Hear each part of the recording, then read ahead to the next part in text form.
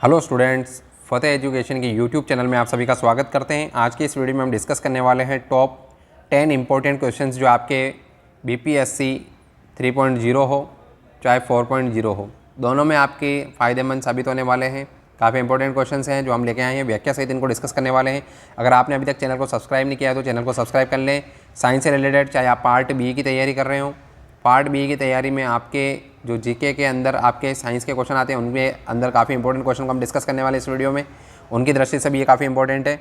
और हम बता देते हैं कि 5 रुपये में आपके जीके जीएस की टेस्ट सीरीज़ हमारे एप्लीकेशन पर चल रही है और साइंस की चल रही है, जो आपके दोनों के लिए साइंस की आपकी 6 से 8 हो चाहे आपके 9 से 10 हो, दोनों के लिए लाभदायक है विद्यार्थियों। 5 रुपये में सर्वर चार्ज में आपको अवेलेबल करवाया, लिंक आपको डिस्क्रिप्शन में मिलेगा, आप चाह करके ज्वाइन कर सकते हैं। एप्लीकेशन का लिंक है हमारा जो आपको कमेंट में पिन किया हुआ मिलेगा, आप चाहे तो परचेस कर सकते हैं। चलिए टॉपिक पे आते हैं। पहला प्रश्न हमारा है आज का, आइरिस का काम होता है। आइरिस की बात कर लेते हैं विद्यार्थियों। तो आइरिस जो है वो आपके आँख के अंदर क्या करती है, आँख के अंदर आपके क्या करती है, वो काम आपके पूछा है विद्यार्थियों।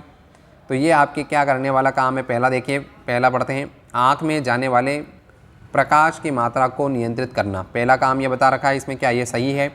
आँख में जाने वाले प्रकाश की मात्रा को लौटा देना, प्रतिबिंब लेंस को चित्र भेजना, यानी जो आपका लेंस है उसको आपका जो फ़ोटो क्लिक हुआ लेंस के माध्यम से उसको डायग्राम भेजना, जिस ऑप्शन का मतलब ये है, या इनमें से कोई नहीं।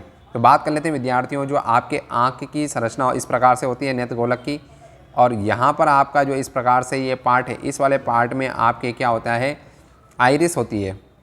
आइरिस क्या करती है, आपके क्या करती है, पुतले के आकार को क्या करती है, कंट्रोल करती है।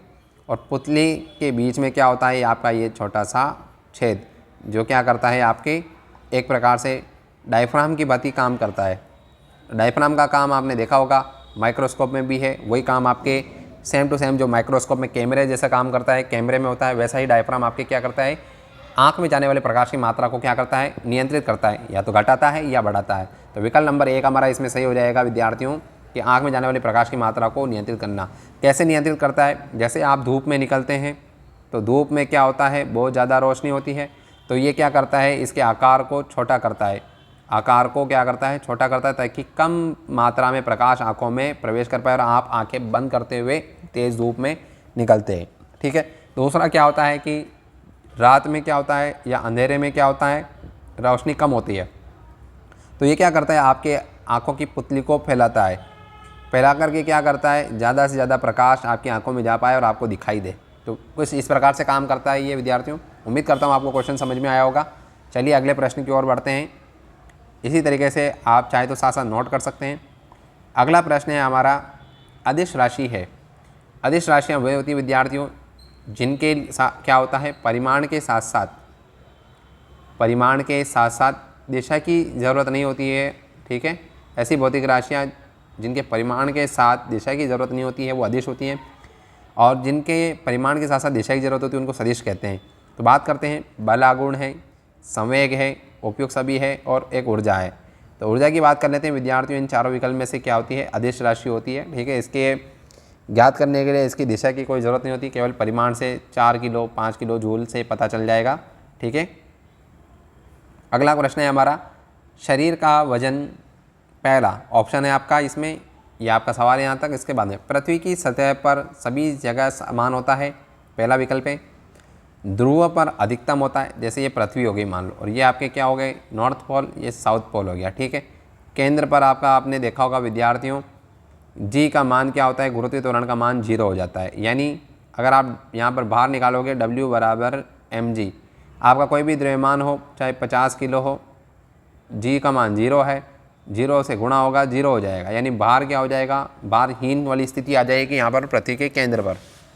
तो क्या बताइए, ध्रुव पर क्या होगा, अधिकतम होगा।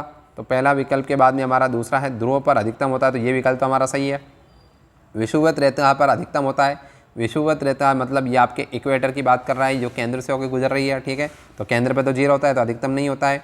मैदानों की तुलना में पहाड़ों पर अधिक होता है, तो इस विकल्प का तो इससे कोई औचित्य बनता ही नहीं है। ठीक है। गुरुत्वीय त्वरण सभी आपके पहाड़ हो चाहे ये हो चाहे कोई भी भारी वस्तु हो, सब पे बराबर लगता है। ठीक है। बस ये है कि ये इसके लोकेशन पर डिपेंड करता है, ध्रुवों पर, इन पर, ठीक है, वस्तु पर, द्रव्यमान पर डिपेंड नहीं करता है।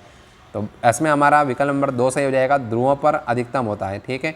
ये जो ध्रुव हो गए नॉर्थ पोल और साउथ पोल, इनमें आपके सबसे अधिकतम होता है। तो जब भार ज़्यादा लगेगा तो शरीर का वजन आपके भार में ही काउंट होगा, ठीक है। तो ये यहाँ से आपके अधिकतम आएगा। अगले प्रश्न की ओर बढ़ते हैं। अगला प्रश्न है हमारा, वस्तु की मात्रा बदलने पर यहाँ पे इसको आप अपरिवर्तित समझिएगा विद्यार्थियों, अपरिवर्तित रहेगा। पहला विकल्प है आयतन, तो मात्रा बदलने पर आयतन, जैसे इस विकल्प को मैं आपको समझाऊंगा एक एक करके विद्यार्थियों। भार, द्रव्यमान और घनत्व। अब बात करते हैं आयतन की। देखिए विद्यार्थियों, ये 4 लीटर का है, इसकी मात्रा मैंने अगर आधे कर दी तो 2 लीटर रह गया। तो मुझे बताइए विद्यार्थियों, मात्रा बदल दिया तो ये इसका आयतन परिवर्तन हुआ कि नहीं हुआ? मात्रा आधी कर दी तो आयतन भी क्या हो गया? आधा हो गया। पहले 4 लीटर था, अब 2 लीटर हो गया। इसी को आप किलो में समझ लोगे तो भार के अंदर आ जाएगा, द्रव्यमान में आ जाएगा। आपके भार की बात करोगे तो भार पर तो डिपेंड करेगा। W बराबर होता है mg, तो g का मान तो कांस्टेंट रखा, m का मान परिवर्तित कर रहे हो तो देखिए W भी कम होता जा रहा है, ठीक है। अब बात आती है घनत्व की। तो घनत्व ऐसी राशि है विद्यार्थियों, जो आप 1 किलो लो, चाहे 10 किलो लो, चाहे 1000 किलो लो, वही रहेगा। पानी का 1 गिलास लो, चाहे 1 समुद्र के अंदर नापो आप, घनत्व जो आएगा वो आपका 1 मीटर क्यूब ये आएगा, इस तरीके से जो आपके लेते हैं, ठीक है। तो विकल्प नंबर आपका जो है वो 4 सही हो जाएगा, घनत्व, ठीक है। आगे बढ़ते हैं। अगला प्रश्न है आपका 5वां, बर्फ़ के 2 टुकड़ों को आपस में दबाने पर टुकड़े आपस में चिपक जाते हैं, क्योंकि? पहला विकल्प है दाब अधिक होने पर बर्फ़ का गलनांक घट जाता है, दाब अधिक होने पर बर्फ़ का गलनांक बढ़ जाता है, दाब अधिक होने से बर्फ़ का गलनांक पहले घटता है फिर बढ़ता है, और दाब और गलनांक में कोई संबंध नहीं है। तो विद्यार्थियों, जब दाब बढ़ाते हैं तो बर्फ़ का गलनांक क्या होता है? घट जाता है। इस वजह से क्या होता है? दोनों बर्फ़ के टुकड़े आपस में चिपक जाते हैं। तो विकल्प नंबर 1 सही हो जाएगा आपके। तो दाब में और गलनांक में क्या है? व्युत्क्रमानुपाती का संबंध है, ठीक है। दाब इज इन्वर्सली प्रोपोर्शनल आपके मेल्टिंग पॉइंट हो जाएगा, ठीक है, ये ध्यान में रखिएगा। चलिए आगे बढ़ते हैं। अगला प्रश्न है हमारा, पराश्रव्य वे ध्वनियाँ हैं जिनकी आवृत्ति होती है। पराश्रव्य अल्ट्रासाउंड वेव की बात कर रहा है ये, ठीक है। तो 20,000 हर्ट्ज से अधिक होती है, 10,000 हर्ट्ज से अधिक होती है, 1,000 हर्ट्ज से अधिक, या इनमें से कोई नहीं। तो मैं बता देता हूँ आपको विद्यार्थियों, 20 से नीचे क्या कहलाएगी? आपके अश्रव्य, जिनको सुना नहीं जा सकता मनुष्य द्वारा।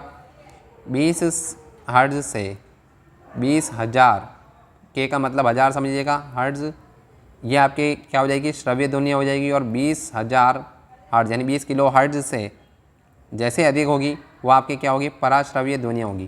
तो 20,000 हर्ट्ज से अधिक जो होगी इनकी आवृत्ति, वो आपके पराश्रव्य ध्वनियाँ है। तो विकल्प नंबर 1 हमारा सही हो जाएगा इसमें।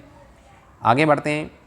वायु में ध्वनि की चाल यानी वेग दे रखा है ये 332 मीटर प्रति सेकंड, ठीक है, 332 मीटर प्रति सेकंड है।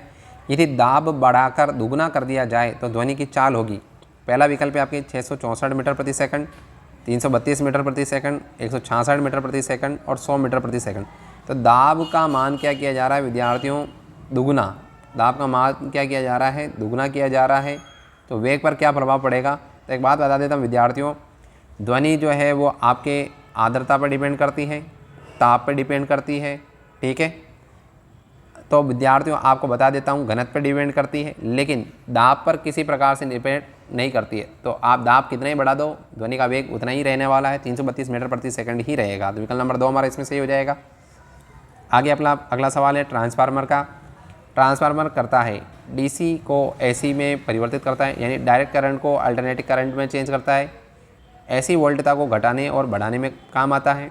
एसी वोल्टता को डीसी वोल्टता में परिवर्तित करता है। विद्युत ऊर्जा को यांत्रिक ऊर्जा में परिवर्तित करता है। तो विद्यार्थी विकल्प नंबर 2 इसमें आपका सही हो जाएगा। एसी वोल्टता को घटाने बढ़ाने में क्या होता है? ट्रांसफार्मर का उपयोग किया जाता है। आगे बढ़ते हैं। निम्नलिखित में से कार्बोलिक अम्ल के नाम से जाना जाता है। कार्बोलिक कहा जा रहा है विद्यार्थियों इसमें, ठीक है। तो आपके एक आता है कार्बोनिक आता है विद्यार्थियों, कार्बोनिक एसिड H2CO3, ये कार्बनिक अम्ल है, ठीक है। कार्बोलिक कहा जा रहा है तो आपको ध्यान से सुनना है। पहला है आपका फिनॉल, दूसरा है ऑक्जेलिक एसिड, एसिटिक एसिड या एथेनॉल।